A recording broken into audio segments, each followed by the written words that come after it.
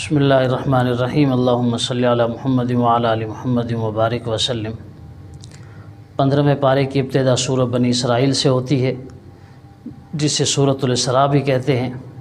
مکی صورت ہے، 111 آیات اور 12 رکوعات ہیں۔ اسراء کا معنی ہوتا ہے کہ رات کے وقت سفر کرنا۔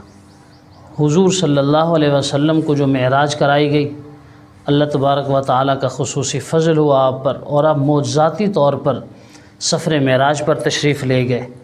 تو معراج کا جو پہلا حصہ ہے وہ اسراء ہے، یعنی آپ اپنے گھر سے جس مکہ مکرمہ سے چلے بیت المقدس سے پھر 7 آسمانوں کی سیر کرائی گئی، تو یہ حصہ اسراء کہلاتا ہے، اور یہ خالصتاً حضور صلی اللہ علیہ وسلم کا معجزہ ہے۔ بعض حضرات کہتے ہیں کہ یہ منامی چیز تھی، نیند میں ایسا ہوا۔ تو نیند میں اگر ایسا ہو تو یہ پھر کوئی معجزہ نہیں رہے گا۔ نیند میں تو انسان شاید اس سے بھی بڑے بڑے مناظر بعض اوقات دیکھ لیتا ہے، اسی لیے یہ معجزہ ہے، اور جیتی جاگتی آنکھوں کے ساتھ آپ صلی اللہ علیہ وسلم کو یہ معراج کرائی گئی۔ اس سورت کا دوسرا نام بنی اسرائیل ہے، سورۃ الاسراء ہے، تو اس کی ابتدا بھی بنی اسرائیل ہی سے ہوتی ہے۔ اللہ تبارک و تعالیٰ کا ان بدبختوں کے ساتھ یہ معاملہ رہا ہے، ان یہودیوں کے ساتھ، کہ جب بھی انہوں نے حد سے تجاوز کیا، اللہ نے ان پر کوئی نہ کوئی آدمی جو زبردست تھا ان پر مسلط کر دیا۔ جب انہوں نے حضرت شعیب علیہ السلام کو قتل کیا تھا تو ان پر بخت نصر کو مسلط کر دیا گیا، اس نے بالکل انہیں ختم کر کے رکھ دیا۔ اور اس کے بعد جب انہوں نے دوسرے مرحلے میں حضرت زکریہ علیہ السلام اور حضرت یحییٰ علیہ السلام ان حضرات کو شہید کیا تھا، تو بابل شہر کا ایک طاقتور بادشاہ جس کا نام تاریخ میں بیردوس یا خردوس آتا ہے، اس نے پورا انہیں تخت و تاراج کیا، تباہی کے دہانے پر کھڑا کر دیا۔ تورات بھی جلا دی گئی، بیت المقدس کو بھی ویران کر دیا گیا۔ اور حضور صلی اللہ علیہ وسلم کے زمانہ میں جب ان یہود بے بہبود کی حد سے تجاوز کرنا پایا گیا، جب ان کی سرکشیاں حد سے بڑھ گئیں، تو آپ صلی اللہ علیہ وسلم کے دور میں انہیں جزیرۃ العرب سے نکال دیا گیا، اور ماضی میں ہٹلر ان پر مسلط ہوا، جس نے یوں سمجھیے کہ ان کا بیج تک، ان کا تخم تک ختم کر دیا۔ تو بہرحال یہ ایسی قوم ہے جن کے بارے میں قرآن کہتا ہے کہ ضربت علیہم الذلۃ والمسکنہ، ان پر اللہ کی ذلت ہی چھائی رہتی ہے، ان پر بدبختی چھائی رہتی ہے، تو انہیں پھر بدبختی حاصل کرنے کے لیے زندہ کیا جاتا ہے، پھر انہیں طاقتور بنایا جاتا ہے، تقویت اور عروج دیا جاتا ہے، پھر ان پر کوئی نہ کوئی زبردست آدمی مسلط کر دیا جاتا ہے۔ تو یہاں بھی وہ یہ بنی اسرائیل پر جب یہ مسلط کیے گئے تو ان کا یہ حشر ہوا۔ اگلے آیات میں اجتماعی زندگی سے متعلق 13 آداب بیان کیے گئے ہیں کہ اللہ کے علاوہ کسی کو عبادت کے لائق مت سمجھو، والدین کے ساتھ اچھا سلوک کرو، رشتہ داروں اور مسکینوں اور مسافروں کو ان کا حق ادا کرو، فضول خرچی سے بچو اور بخل سے بچو، اپنے ہاتھ کو اتنا کشادہ بھی نہ کرو کہ پھر بعد میں پچھتانا پڑے۔ اسی طرح کہا گیا کہ اپنی اولاد کو مفلسی اور بھوک کے ڈر سے قتل نہ کرو، اور ان جانداروں کو قتل نہ کرو جن کا قتل اللہ تبارک و تعالی نے حرام قرار دیا ہے۔ یتیم کے مال میں تصرف نہ کرو، یتیم کا مال امانت ہوتا ہے، اس میں خیانت نہ کرو۔ اور اسی طرح اگر کسی سے وعدہ کرتے ہو، انسان سے ہو، اللہ سے ہو، تو وعدہ پورا کرو۔ ناپ تول میں کمی کوتاہی نہ کرو، غیر تحقیقی بات کے پیچھے نہ پڑو، جس بات کی تحقیق نہیں ہے خواہ اس کے پیچھے نہ پڑو۔ اور بتلایا گیا کہ زمین پر اکڑ کر نہ چلو، تو یہ اجتماعی آداب بتلائے گئے۔ اگلی آیات میں بتلایا گیا کہ یہ جو مشرک ہیں یہ اللہ تعالیٰ کے لیے اولاد اور بیٹیاں تجویز کرتے ہیں، حالانکہ اللہ تعالیٰ ان ساری چیزوں سے پاک ہیں۔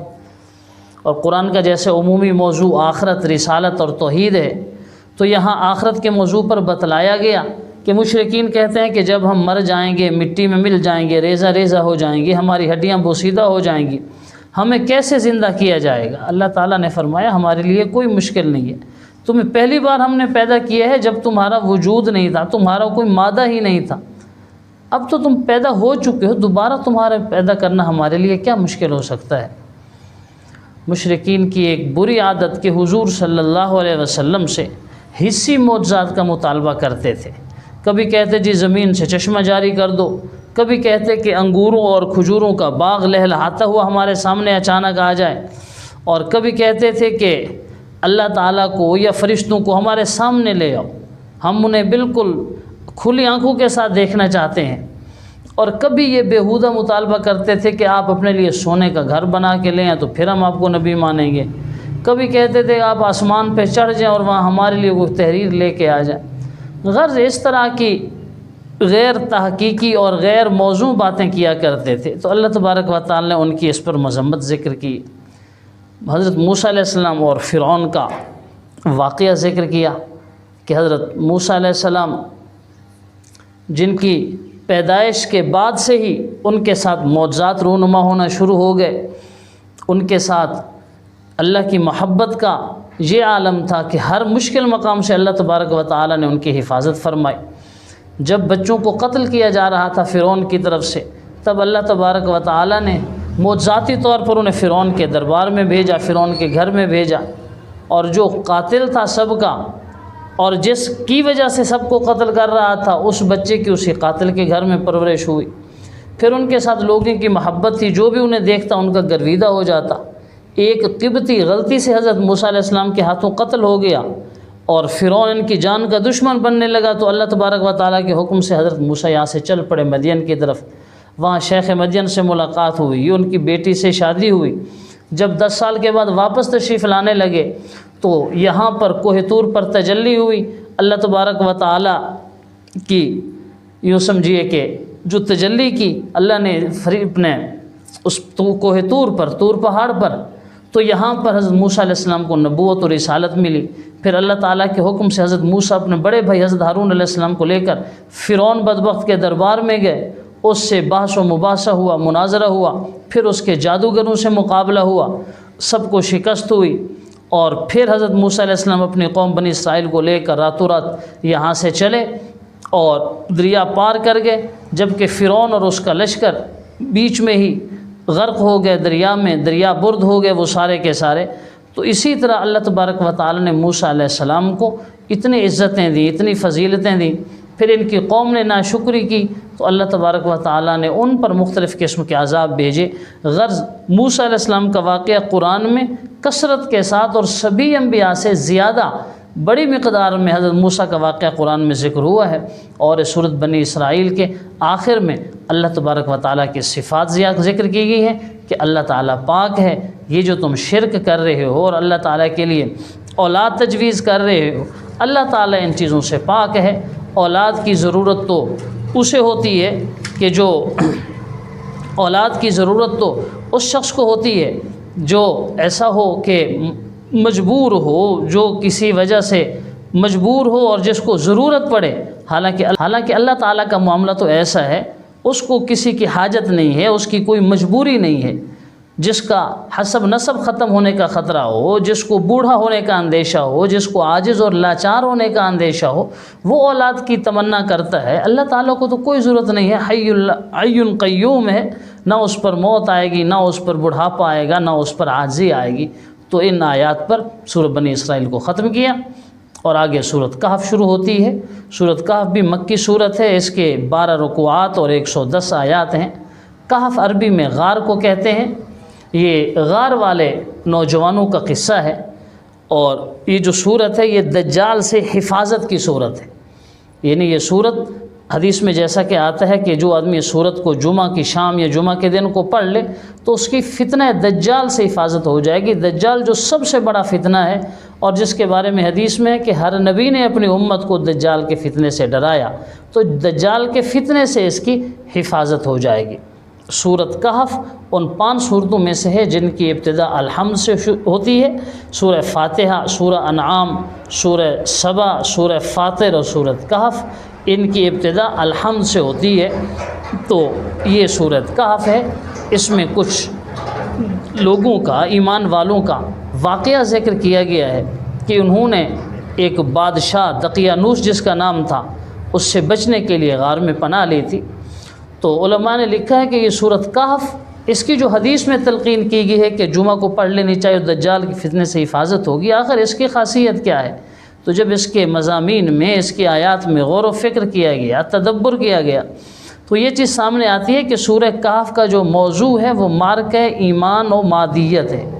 ایک طرف ایمان ہو، ایک طرف مادیت پرستی ہو، تو ظاہر اگرچہ یہ چاہتا ہے کہ جی مادیت پرستی غالب رہے گی، مگر انجام کے اعتبار سے یہ کہ ایمان ہی غالب رہتا ہے۔ مادیت پرست قوتیں ہمیشہ مغلوب ہو جاتی ہیں، چاہے وہ جتنا بڑھ چڑھ کے آتی ہیں، جتنے کر و فر سے آتی ہیں، جتنے جدید اپنے ہتھیاروں کے ساتھ، جتنی اپنی جدید ذہنیت کو بروئے کار لا کر سامنے آتی ہیں، لیکن جو انجام ہوتا ہے وہ یہی کہ ایمان کو فتح ہوتی ہے، حق اور اہل حق کو فتح ہوتی ہے، اور ان کے مقابلے میں آنے والے مادیت پرست لوگ شکست ہی کھا جاتے ہیں۔ تو اس سورہ کہف میں 3 قصے اور 3 مثالیں ذکر ہوئی ہیں۔ پہلا قصہ اصحاب کہف کا ہے کہ دقیانوس بادشاہ جو بت پرست تھا اور لوگوں کو لازماً شرک پر آمادہ کرنا ہی اس کا مقصد تھا، لوگوں کو شرک کی تبلیغ کرتا، دعوت دیتا اور بالآخر مجبور کرتا تھا۔ کچھ نوجوان ایسے تھے جو اس کے شرک سے بچنے کے لیے غار کی طرف چلے گئے، دور دراز علاقے میں گئے، غار نظر آئے، اس میں داخل ہو گئے، اللہ تعالیٰ نے ان پر نیند طاری کر دی، 309 سال تک سوئے رہے۔ 309 سال کے بعد اللہ نے انہیں دوبارہ جگایا۔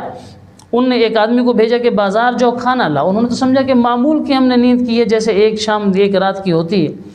جب وہ وہاں گیا، وہاں تو حالات ہی تبدیل ہو چکے تھے، مشرکین کی حکومتیں ختم ہو چکی تھیں، اہل حق اور اہل توحید لوگوں کی حکومت تھی، اور ان لوگوں کی نظروں میں یہ لوگ بڑے ہیرو تھے جنہوں نے اپنے ایمان کی اتنے سخت حالات میں بھی حفاظت کی تھی۔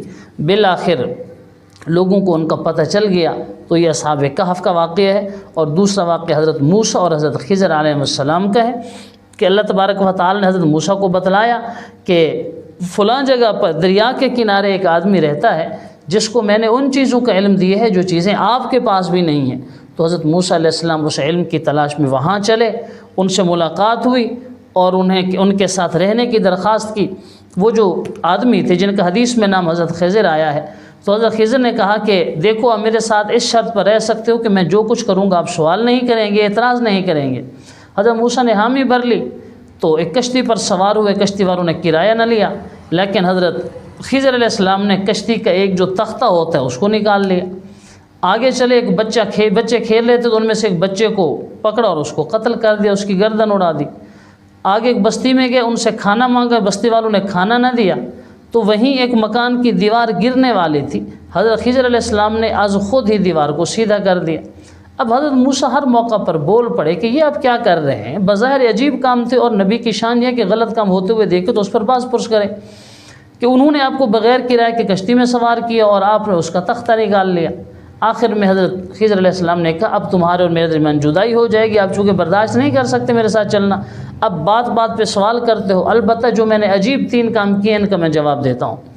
جو میں نے تخت نکالا اس کشتی کا، اس کا سبب یہ کہ دریا کے اگلے کنارے پر بادشاہ کے کرندے کھڑے تھے، ہر اچھی اور صحیح سالم کشتی کو وہ غصب کر رہے تھے، جبراً لے رہے تھے۔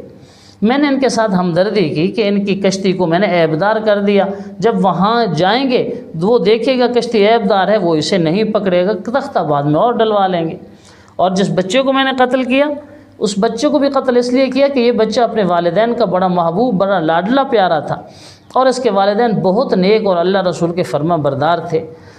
ہمیں یہ خطرہ تھا کہ یہ والدین اس کی محبت میں آ کر کہیں کفر میں نہ آ جائیں، کہ اس بچے نے بڑا ہو کر عصیان اور نافرمانی کے راستے پہ چلنا تھا، اور یہ قوی اندیشہ تھا کہ یہ بچہ والدین کو گمراہ کر دے گا، اس لیے بچے کو قتل کر کے اس کے والدین کے ایمان کی حفاظت کی ہے، یہ تو ویسے بچہ جنت میں چلا جائے گا۔ اور تیسرا کہ جن لوگوں نے ہمیں کھانا نہیں دیا، ہم نے ان کی دیوار کو سیدھا کیوں کیا؟ دراصل وہ 2 چھوٹے یتیم بچوں کی دیوار تھی، ان کا گھر تھا، دیوار کے نیچے خزانہ دفن تھا، ان کے والدین نے دفن کیا تھا، بچے بڑے ہوں گے تو یہ خزانہ نکال لیں گے۔ اب اگر یہ دیوار اسی حالت میں گر جاتی تو باقی ارد گرد کے لوگ وہ خزانہ لے جاتے۔ ما فعلت عن امری، میں نے یہ سب کچھ اپنی مرضی سے نہیں کیا، اللہ کے حکم سے کیا ہے۔ بہرحال یہ ایک طریقت تھی، اللہ تعالیٰ نے انہیں اس چیز کا علم دیا تھا، اللہ کے حکم سے ایسا کر رہے تھے، ہر ایک کے لیے تو ایسا کرنا ظاہر جائز ہی نہیں ہے۔ اور تیسرا واقعہ حضرت ذوالقرنین کا ہے جو 16ویں پارے کی ابتدا میں آئے گا، اور 3 مثالیں یہاں پر ذکر کی گئی ہیں۔ ان سے ہمیں یہ ساری چیزیں سمجھ آتی ہیں کہ ظاہر کچھ اور ہوتا ہے۔ ہم دیکھتے ہیں کہ کسی کو جوانی کے عالم میں موت آ جاتی ہے، کسی کا اچھا بھلا کاروبار چل رہا ہوتا ہے، اچانک وہ کساد بازاری کا شکار ہو جاتا ہے، ٹھپ ہو جاتا ہے۔ صحت مند لوگ بالکل اچانک ہی بیمار ہوتے ہیں اور اس بیماری میں اپاہج ہو جاتے ہیں، چلتے پھرتے لوگ معذور ہو جاتے ہیں۔ ہم ظاہر کو دیکھتے ہیں لیکن اس کے پیچھے حکمتیں کیا ہیں، یہ حضرت موسیٰ حضرت خضر کے واقعے سے سامنے آتی ہیں۔ اللہ ہی بہتر جانتے ہوتے ہیں، اسی لیے ہر حال میں رضا بالقضاء کا مظاہرہ کرنا چاہیے۔ اللہ تعالیٰ جس حال میں بھی راضی ہو، انسان راضی رہنا چاہیے اس پر۔ اور جو 3 مثالیں ذکر کی ہیں کہ ایک آدمی کو اللہ نے باغ دیا تھا، مال و متاع دیا تھا، لیکن وہ متکبر تھا، کہتا تھا جی قیامت نہیں آئے گی، آئے گی بھی سی تو وہاں بھی میں بڑا مالدار ہوں گا۔ اس کے دوستوں نے اسے سمجھایا کہ یوں نہ کہو، اسباب کو خدا کا درجہ نہ دو، لیکن وہ مانتا ہی نہیں تھا۔ اور جب یہ سب کچھ ختم ہو گیا تو اسے پھر عقل آئی کہ یہ میں نے کیا کر دیا۔ اسی طرح دنیاوی زندگی کی مثال پیش کی کہ دنیا کی زندگی کی مثال ایسے ہے، ہم آسمان سے پانی برساتے ہیں، زمین ہری بھری ہوتی ہے، کھیتی ہوتی ہے، بالکل سبزہ ہوتا ہے ہر طرف، یوں پتہ چلتا ہے کہ یہ سبزہ ہمیشہ رہے گا، پھر ایک وقت آتا ہے کھیتی کٹ جاتی ہے، چورا چورا ہو جاتا ہے اور بالکل ویرانہ چھا جاتا ہے۔ اسی طرح انسان ہے، جب جوانی میں ہوتا ہے تو یوں پتہ چلتا ہے کہ جناب یہ ہمیشہ جوان ہی رہے گا، مال و دولت میں ہے تو جی ہمیشہ مال و دولت والا رہے گا، پھر اس پر زوال آتا ہے، بڑھاپا چھا جاتا ہے، بیماریاں غالب آ جاتی ہیں اور ایک وقت آتا ہے کہ انسان قبر میں چلا جاتا ہے۔ اور تیسرا واقعہ حضرت آدم علیہ السلام اور ابلیس کا ذکر کیا، تو ان 3 مثالوں پر سورہ کہف تو خیر آگے چل رہی ہے، 15ویں پارے کا اختتام ہوا۔ اللہ تعالیٰ عمل کی توفیق بخشیں۔ السلام علیکم۔